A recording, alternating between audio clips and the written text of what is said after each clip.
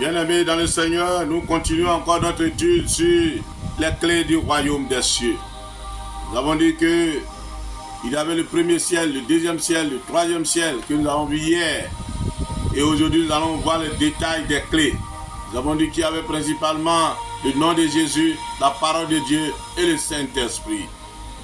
Aujourd'hui, nous allons voir en quoi le nom de Jésus peut être une clé pour le royaume des cieux. Nous lisons dans Matthieu 1, verset 21, qui nous dit « Elle enfantera un fils, et tu lui donneras le nom de Jésus.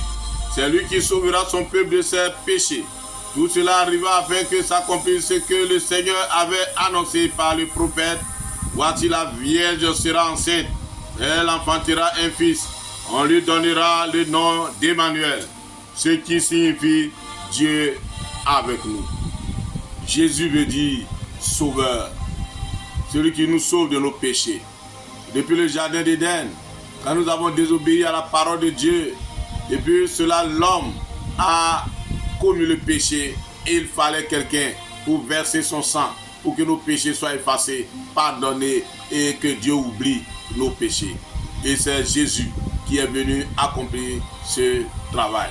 Et c'est pour ça qu'il est appelé le Sauveur.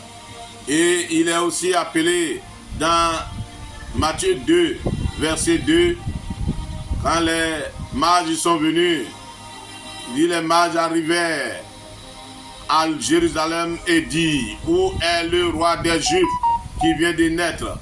Car nous avons vu son étoile en Orient et nous sommes venus pour l'adorer. Il est le roi des Juifs.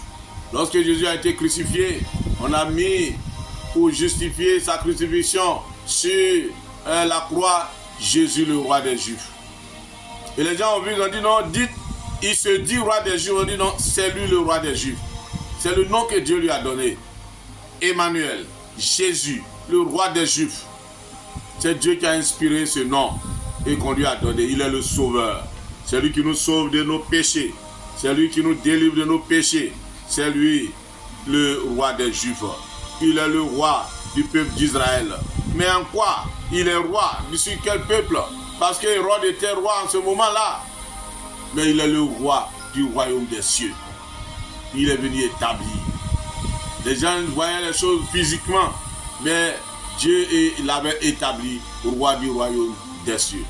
Nous lisons ce qu'il est encore dans Jean chapitre 1, verset 1. Au commencement était la parole. Et la parole était avec Dieu. Et la parole était Dieu. Elle était au commencement avec Dieu. Toutes choses ont été faites par elle, et rien de ce qui a été fait n'a été fait sans elle. En elle était la vie, et la vie était la lumière des hommes. Voyez, Jésus était la parole. Il était avec Dieu, et lui-même était Dieu. Quand au commencement, Dieu a dit que la lumière soit, et que la lumière fut, c'est la parole, Jésus, qui a été prononcée. C'est lui qui est rentré en action. Et le Saint-Esprit qui se mouvait à la surface des eaux, il a fait apparaître la lumière. Jésus a été lumière. Et il était lui-même la parole, il a été lumière et il a été fait chair. Il est venu au milieu des hommes et il est venu pour un rôle particulier, pour une mission particulière. Donc le nom de Jésus est rempli de beaucoup de qualifications, est rempli de beaucoup de qualités, est rempli de beaucoup de puissance. Nous lisons dans Matthieu 28. Dans Matthieu 28, nous voyons quelque chose de particulier qui a été dit. Matthieu 28, au verset 18, il a été dit. Jésus s'étant approché, leur parla ainsi. Tout pouvoir m'a été donné dans le ciel et sur la terre. Jésus a reçu tout pouvoir. Le Sauveur, le roi des Juifs, Emmanuel, Dieu avec nous, la parole qui est la lumière qui donne la vie aux hommes, la parole qui a été faite chair. Il dit, il a reçu tout pouvoir. Tout pouvoir. Il a tout pouvoir. Il n'y a pas quelque chose que Jésus ne peut pas faire. Donc il peut régner. Il est cette clé qui peut ouvrir toutes les portes. Parce qu'il a tout pouvoir. Lisons ce qu'il est dit dans Jean 1, verset 12. Mais à tous ceux qui l'ont reçu, à ceux qui croient en son nom, elle a donné le pouvoir de devenir enfants de Dieu, lesquels sont nés non du sang, ni de la volonté de la chair, ni de la volonté de l'homme, mais de Dieu. Mais si tu reçois Jésus, tu as le pouvoir. Le pouvoir qui lui a été donné, il a ce pouvoir qui te transmet pour que tu deviennes enfant de Dieu. Que tu deviennes enfant de Dieu. Renouvelé, transformé, changé.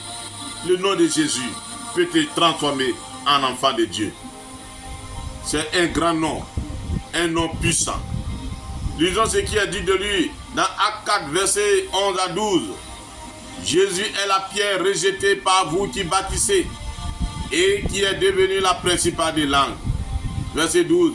Il n'y a de salut en aucun autre, car il n'y a sous le ciel aucun autre nom qui ait été donné parmi les hommes par lesquels nous devions être sauvés.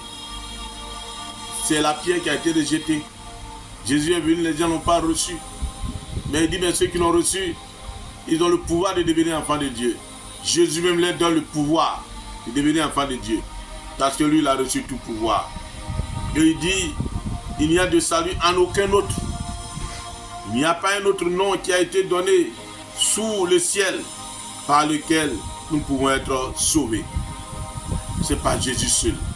Donc c'est le seul nom qui sauve, c'est Jésus. Le grand nom qui sauve, c'est Jésus. Le puissant nom qui sauve, c'est Jésus. C'est pour ça que nous devons tenir bien ce nom.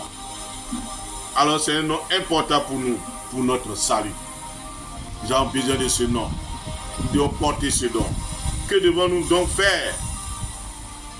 Disons dans Jean chapitre 16, à partir du verset 24, il nous dit, jusqu'à présent,